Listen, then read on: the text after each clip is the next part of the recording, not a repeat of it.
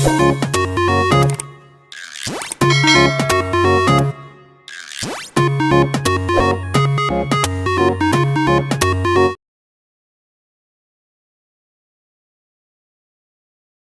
हम इस वाले चैप्टर की, जो चैप्टर आपका चल रहा है, फर्स्ट चैप्टर आपका चल रहा है रियल नंबर्स, इसकी हम कितनी एक्सरसाइजेस कर चुके हैं? फर्स्ट कर चुके हैं, सेकंड कर चुके हैं, थर्ड कर चुके हैं। इसकी आज फोर्थ एक्सरसाइज आप करेंगे and I think that is the last exercise. Last है ना वो? ठीक है।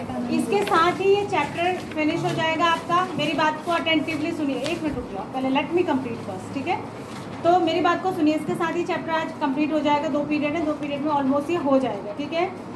उसके बाद हमारी छुट्टियां हैं कल परसों, ठीक है? उसके बाद सैटरडे एक दिन खुलेगा और सैटरडे को आपका मैं इसी का डाउट्स का एक सेशन ले लेंगे, जिसमें कि आप फर्स्ट चैप्टर के जो भी डाउट रहेंगे वो सब सैटरडे को पूछ लेंगे। जिसको भी कहीं दिक्कत होगी, वैसे मैंने अपनी तरफ से कोशिश की है कि आपको दिक्कत ना रहे कहीं, फिर भी अगर आपको कहीं डाउट है तो सैटरडे को इसको देख लेंगे एंड कमिंग मंडे से हम सेकंड चैप्टर को, या इसी जो टर्म 1 का नेक्स्ट चैप्टर है उसको हम स्टार्ट करेंगे, ठीक है?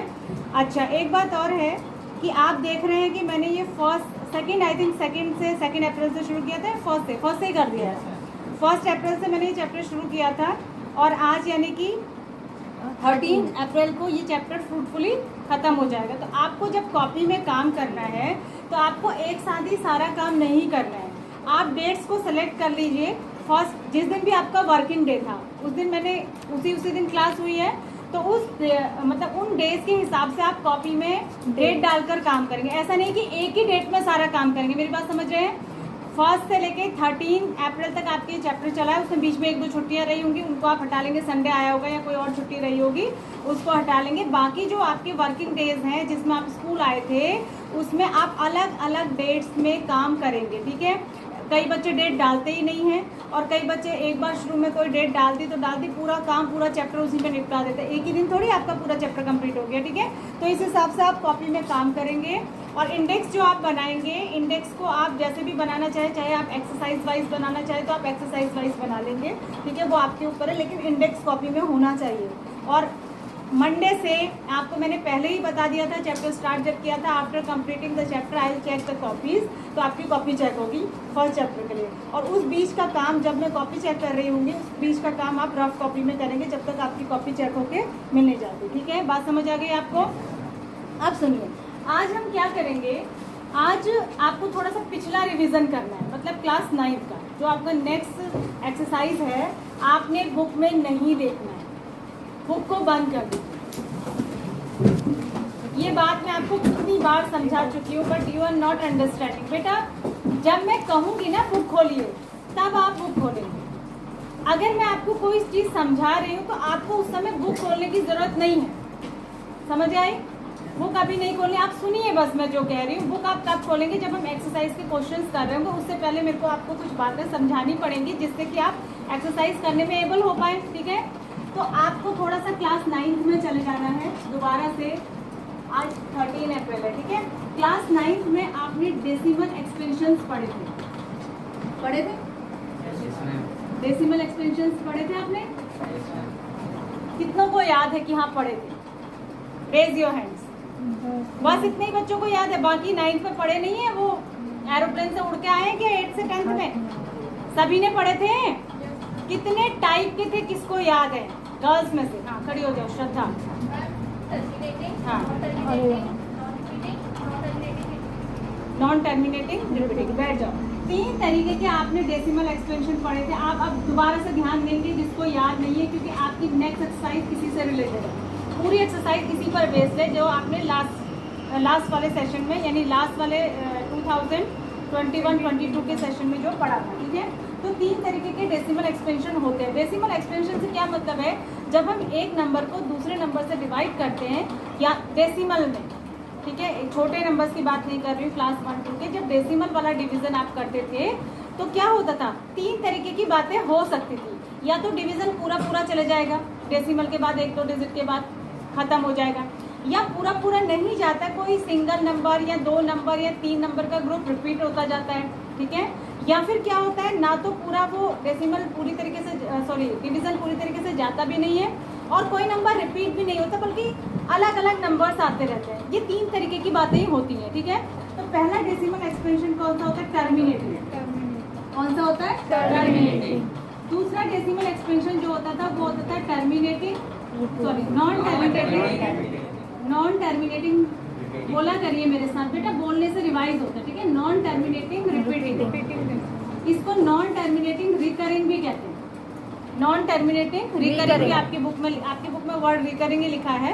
रिकरिंग का मतलब होता है रीअकर होना, बार बार आना, ठीक है। तो नॉन टर्मिनेटिंग रिकरिंग। और तीसरा होता है नॉन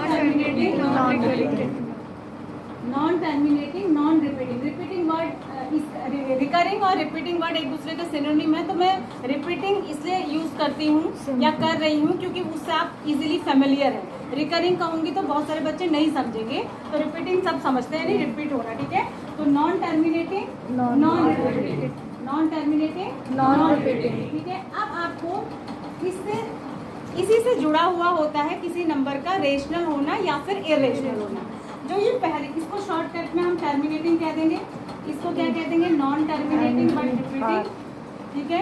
इसको क्या कह देंगे? नॉन टर्मिनेटिंग नॉन एंटी, ठीक है।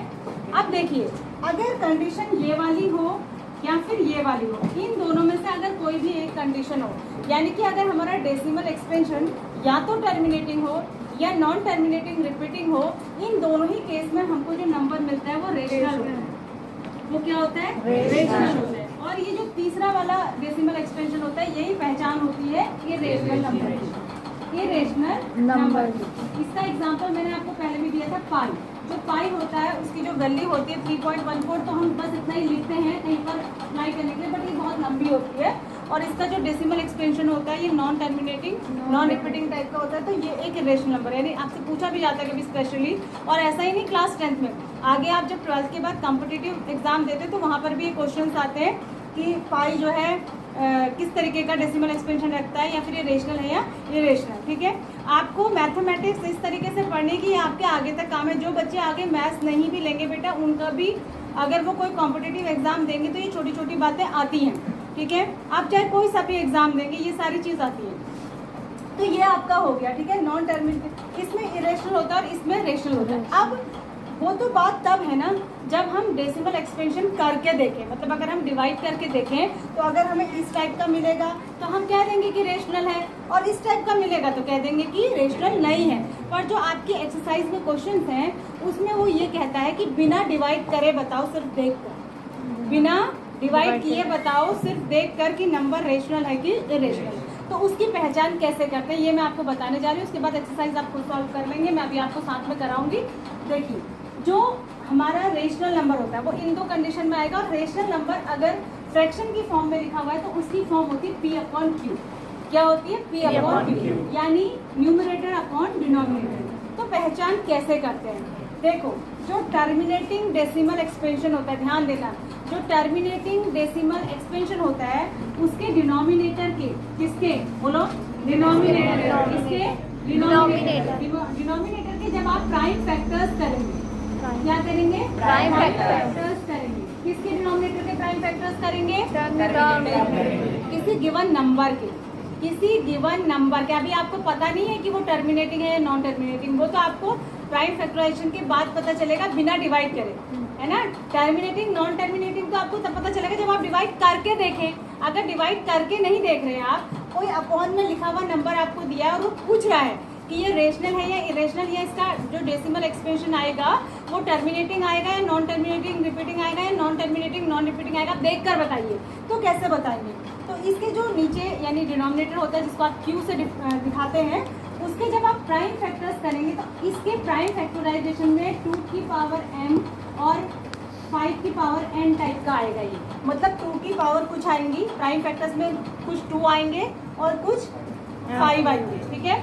यानी इसका जो आप डिनोमिनेटर है उसका जब आप प्राइम फैक्टराइजेशन करेंगे तो आपको उसके प्राइम फैक्टर्स में क्या क्या मिलेंगे? 2 की पावर मिलेंगी और 5 की पावर मिलेंगी। मैंने m और n इससे लगा दिया, कॉमन मैंने लिखा है, कुछ भी आ सकता है, मतलब 2 की पावर 3, 5 की पावर 1 या कुछ भी। या तो ये मिलेगा और, या सिर्फ 2 की पावर मिलेगी और, या सिर्फ 5 की पावर मिलेगी। या तो 2 और 5 दोनों की पावर्स मिलेंगी, या सिर्फ 2 की पावर मिलेगी, या सिर्फ 5 की पावर मिलेगी। एग्जाम्पल, अगर मैं लिखूँ 2/8, तो इसका आप प्राइम फैक्टराइजेशन अगर करेंगे तो ये हो जाएगा 2/2 की पावर 3। तो आपको 2 की पावर मिल गई। तो आपको कोई कहे देख के बताइए इसका कैसा होगा, तो आप कहेंगे टर्मिनेटिंग। ये कैसा होगा? टर्मिनेटिंग होगा। ये कैसा होगा? टर्मिनेटिंग। या मैं आपको लिखूँ 2/10, तो आप लिखेंगे 2/2 × 5। तो आपको 2 की पावर और 5 की पावर मिल गई। तब भी आप क्या कहेंगे? इसका डेसिमल एक्सपेंशन कैसा होगा? टर्मिनेटिंग। या मैं आपको लिखूँ 3/25, तो आप कहेंगे 3/5 का स्क्वायर। ये आपको 5 की पावर मिल गई। तो आप देखकर बता देंगे इसका भी डेसिमल एक्सपेंशन कैसा होगा? Terminating. Is that clear to all? Yes ma'am. ये किसका बताया मैंने अभी? सिर्फ किसका। ठीक है, अब आते हैं इस पर। इस पर आते हैं। तो इसमें क्या होगा? इसमें आपको 2 तरीके की चीजें मिलेंगी। क्या मिलेंगी? 2 की पावर और 5 की पावर भी मिलेंगी। 2 की पावर और 5 की पावर भी मिलेंगी, लेकिन इसके अलावा भी कोई आपको प्राइम नंबर मिल जाएगा। जैसे 3/35, ठीक है। तो इसको मैं इसके प्राइम फैक्टर करूंगी तो ये हो जाएगा 5 × 7। तो 5 की पावर तो मिली, लेकिन साथ में क्या मिली? 7 भी मिल गया।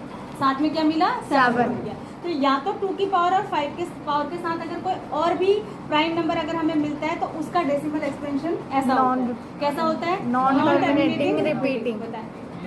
बोल रहे हैं कि भरवा लीजिए, बाद में रात भर नहीं खाया था, तो दो ही छुट्टी हो जाती है। अब मैं क्लास छोड़ के आऊंगी। मैं वो रजिस्टर लेके आ जाता हूँ। आइए लेके आओ। 8th B का, ठीक है, समझ गए? ये समझ गए। अब तीसरा वाला जो है, तीसरा वाला जब ये 2 कंडीशंस नहीं होंगी तो तीसरा वाला अपने आप ही कैसा होगा? Non terminating. Non terminating, non terminating. समझ आ गया आपको? अब आप बुक खोल लीजिए, बुक खोलिए। बुक में पहला क्वेश्चन देखिए, exercise number 1.4, page number 17, question number 1।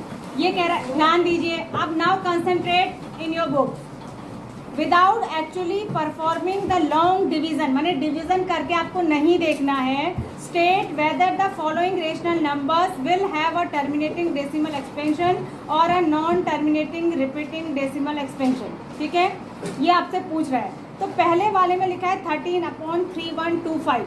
इसके लास्ट में 5 है, तो आप देख कर ही पता लगा लेंगे कि इसमें 5 की पावर आएगी आएगी। ठीक है, तो इसको आप ऐसे, आप 5 के अलावा कुछ और भी आएगी या नहीं आएगी ये आप नहीं कह सकते।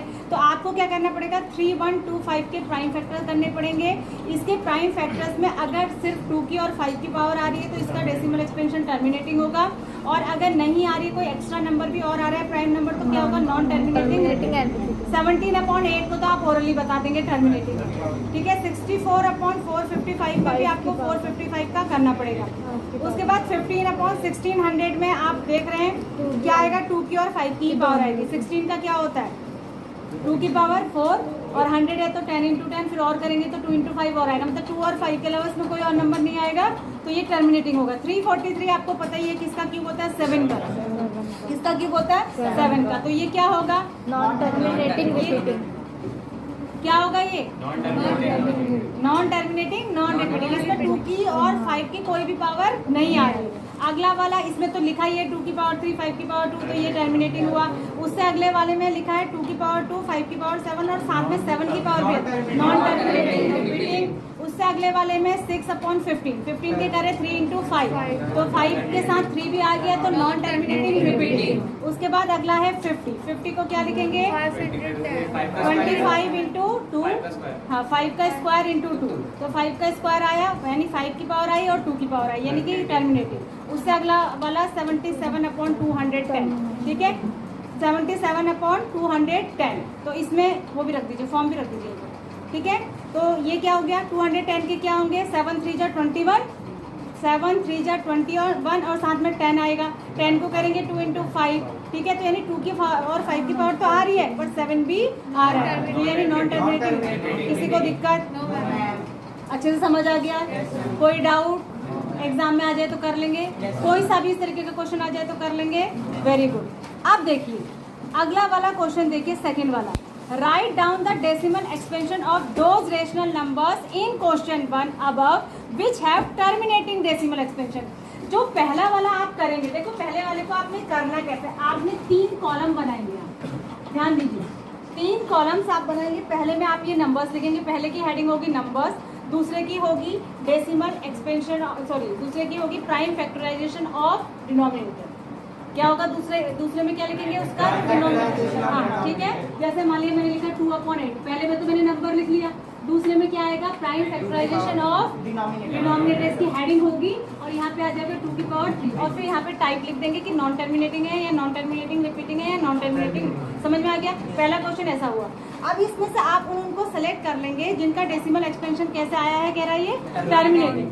जिनका टर्मिनेटिंग आया होगा पहले वाले क्वेश्चन में, सेकंड वाले में सिर्फ उन्हीं का डिवीजन कर, उनको डिवाइड करके उनके डेसिमल फॉर्म लिखिए। समझ गए?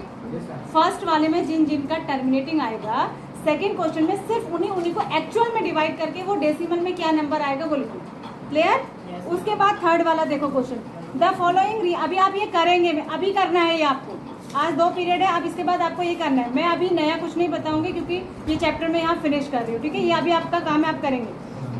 The following real numbers have decimal expansion as given below, in each case decide whether they are rational or not. If they are rational and of the form of p upon q, what can you say that the prime factor of q? ठीक है, ये कह रहा है पहले तो ये बताओ कि ये जो है इनका डेसिमल एक्सपेंशन कैसा है, और फिर ये बताओ कि अगर इनका डेसिमल एक्सपेंशन जो है रियल नंबर टाइप का है या फिर ये रेशनल नंबर है ये, तो q की क्या प्रॉपर्टी होनी चाहिए, q की क्या क्या प्रॉपर्टी होती है मैंने आपको अभी बताया। अब देखो पहले वाले में आपको दिख रहा है क्लियरली, इसके फर्स्ट ध्यान दो, पहले वाले में आपको क्लियरली दिख रहा है कि कैसा डेसिमल एक्सपेंशन है इसका, टर्मिनेटिंग। तो टर्मिनेटिंग जब है आपको पता चल गया, और टर्मिनेटिंग है तो ये रेशनल होगा, ये आपको अंडरस्टूड है।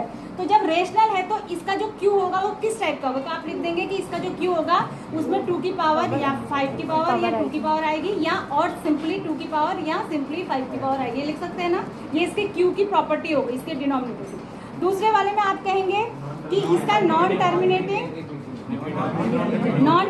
नॉन रिपीटिंग है, नॉन टर्मिनेटिंग रिपीटिंग नहीं है, नॉन रिपीटिंग है। 0 देखो किसी में 1 है, किसी में 2 है, किसी में 3 है, तो आप कहेंगे कि इसका डेसिमल एक्सपेंशन में 2 की और 5 की कोई भी पावर नहीं आएगी। तीसरे वाले पहले तो आप लिखेंगे ये इरेशनल होगा, फिर लिखेंगे इसके डेसिमल एक्सपेंशन में ना तो 2 की पावर आएगी ना 5 की पावर। तीसरे में जहाँ बार लगा है, बार का मतलब है ये पूरा ब्लॉक रिपीट हो रहा है। जब रिपीट हो रहा है तो इसके हाँ नॉन टर्मिनेटिंग रिपीटिंग है, और इसके लिए आप लिखेंगे इसके क्यू की क्या प्रॉपर्टी होगी कि इसका जो डिनोमिनेटर होगा उसका जो प्राइम फैक्टराइजेशन होगा उसमें 2 और 5 की पावर के अलावा भी कोई प्राइम नंबर आएगा, ऐसा आपको लिखना है। Is that clear?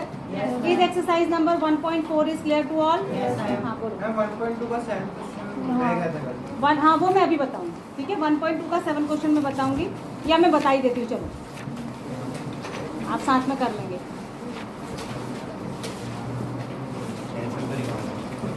देखो ये कह रहा है, सुन लीजिए, there is a circular path around a sports field, Sonia takes 18 minute to drive 1 round of the field. अगर आप बोलेंगे तो मैं कुछ नहीं बताऊंगी, अगर आप सच में क्वेश्चन को समझना चाहते हैं then concentrate in my voice, ठीक है? आज का दिन आप यहाँ कंसंट्रेट कर लीजिए, आपको एग्जाम में कोई दिक्कत नहीं होगी, ये गारंटी मेरी है, पर आपको पढ़ना वैसे है जैसे मैं पढ़ा रही हूँ, ठीक है? देखो ये कह रहा है कि सोनिया को जो है स्पोर्ट्स फील्ड का एक राउंड लगाने में 18 मिनट्स लगते हैं और रवि को 12 मिनट्स लगते हैं, कि अगर वो एक साथ स्टार्ट करते हैं सेम पॉइंट से, तो बताइए कि वो कब मिलेंगे, कितनी देर बाद मिलेंगे। ऐसे क्वेश्चन बहुत कॉम्पिटिटिव एग्जाम में भी पूछे जाते हैं। ये कुछ इस तरीके का क्वेश्चन है जैसे मैं काउंटिंग लिख दूँ, सुनो मैं इस बोर्ड पे काउंटिंग लिख दूँ 100 तक, ठीक है? और इसको खड़ा कर लूँ, इधर आ जाओ, इसको खड़ा कर लूँ। सोनिया को कितना टाइम लगता है? 18 मिनट। अब मैं इससे कहूँ कि ये जो है काउंटिंग है, काउंटिंग मैंने गोलों में लिख दी, समझ लीजिए, और मैं कहूँ तुम्हें 18 के टेबल के ऊपर ऊपर चढ़ना है, बस 18 पे चलना है, 18 पे कूदोगी, फिर 36 पे, ऐसे 18 के टेबल के ऊपर तुम कूदोगी, और मैं 12 के टेबल के ऊपर, ठीक है? यानी 12 पे, फिर 24 पे, फिर 36 पे। मेरी बात समझ रहे हैं? तो ये पूछ रहा है कि वो मिनिमम कितनी देर बाद मिलेंगे, तो कहाँ मिलेंगे? जो उनका कॉमन होगा, 30। समझ गए मेरी बात? तो यानी क्या निकालेंगे? समझ आ गया आपको? क्या निकालेंगे? एलसीएम। और एलसीएम ये मैंने आपको क्यों समझाया एग्जाम्पल देके कि एलसीएम निकालेंगे, ये आपको पता होगा क्यों निकालेंगे, वो समझाया मैंने, क्योंकि ये मिलेंगे ही वहां पर जहां पर कॉमन इनका मल्टीपल आ है ना। ये दो मैं अगर हम जंप लगा रहे हैं तो हम दोनों एक ही नंबर के ऊपर कब जंप लगाएंगे? जब हमारा कॉमन मल्टीपल आ जाएगा। बात समझ आ गई सबको? पहला चैप्टर क्लियर? डाउट्स कब पूछेंगे? परसों, सैटरडे के दिन, ठीक है? अभी डाउट्स होंगे नहीं, अगर फिर भी रहेंगे तो आप सैटरडे को पूछेंगे। Now start yoga.